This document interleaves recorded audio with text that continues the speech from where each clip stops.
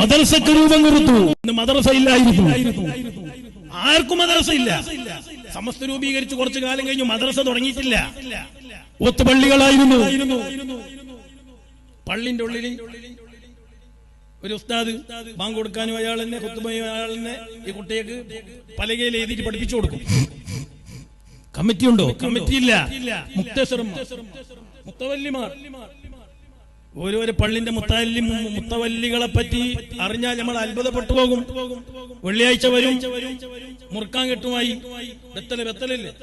ബത്തലെ അടക്കന്റെ ചീലയായിട്ട് വരും. മുത്തവല്ലി 4-5 ആളുകൾ പള്ളിന്റെ മുറ്റത്ത് വന്നിട്ട് വരാന്തയിലിരിക്കും. ചിലപ്പോ ബത്തല് തന്നിട്ട് അതിന്റെ ചുവപ്പ് കാണിച്ച് പള്ളിന്റെ മതിൽക്കന്നെ തുപ്പിന്ന് വരും. ആര് ചോദിക്കാൻ? അങ്ങനത്തെ കാലം ഉണ്ടായിരുന്നു നമ്മുടെ നാട്ടിൽ.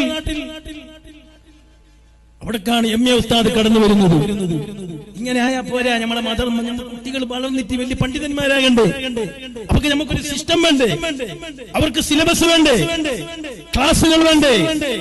ഇടക്കിടക്ക് കുട്ടികളെ പരിശോധിക്കാൻ മുഫദ്ദിസുമാർ വരണ്ടേ? എക്സാം പരീക്ഷ നടത്തണ്ടേ? കുട്ടികൾക്ക് അവർക്ക് റിസൾട്ട് കൊടുക്കണ്ടേ? വലിയ വലിയ കിതാബുകൾ പഠിക്കാൻ നമ്മളെ മക്കളെ പാകപ്പെടുത്തണ്ടേ? മദ്രസകൾ പോയി സെക്കൻഡറി മദ്രസകളാകണ്ടേ?